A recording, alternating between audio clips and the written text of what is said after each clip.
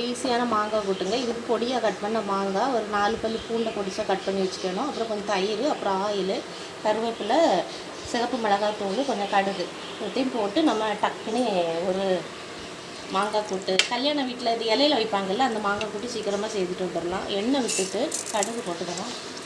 அப்புறம் கருவேப்பிலை ரெண்டும் நல்லா பொரிஞ்சதுக்கப்புறம் ரொம்ப ஈஸி தான், 10 மினிட்ஸ் தான் ஆகும் இது பண்ணி முடிக்கிறது.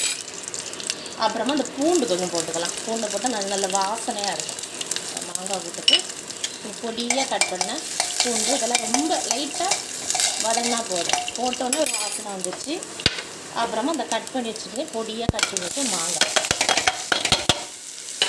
மாங்காயையும் போட்டுட்டு இது கொஞ்சம் கல் உப்பு, மாங்காய் ப்ளஸ் கல் உப்பு போட்டு கொஞ்சம் நேரம் ஆயிலில் வதக்கணும்.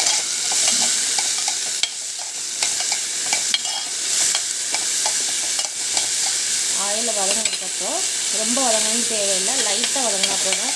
இந்த ஆயில் வந்து மாங்காயில் ஃபுல்லாக படுற அளவுக்கு கொஞ்சம் வதங்கணும். வதங்கினதுக்கப்புறமா எடுத்து வச்சுருக்க ஒரு 2 ஸ்பூன் ரெட் சில்லி பவுடர் அதையும் போட்டுக்கலாம். அப்புறம் மெயினாக அந்த எல்ஜி பெருங்காயம் வந்து அந்த கூட்டுக்கு நல்ல ஒரு வாசனையை கொடுக்கும். ஸோ இந்த எல்ஜி பெருங்காயம் அது கொஞ்சமாக போட்டுக்கணும். எல்ஜி பெருங்காயம் கொஞ்சமாக போட்டுக்கணும். போட்டுட்டு நல்லா ஃப்ரை பண்ணி வச்சிங்கன்னா மாங்காய் பொருள் ரெடி ஆகிடும். அப்புறம் லாஸ்ட்டு அடுப்பை கொஞ்சம் சிம்மில் வச்சு கொஞ்சோண்டு தயிர், தட்டி தயிர் அதையும் விட்டுட்டு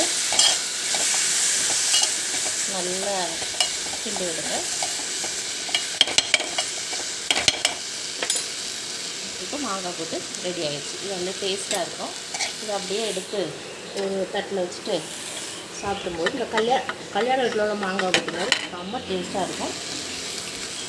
ட்ரை பண்ணி பாருங்கள். பிடிச்சா லைக் பண்ணுங்கள். தேங்க்யூ.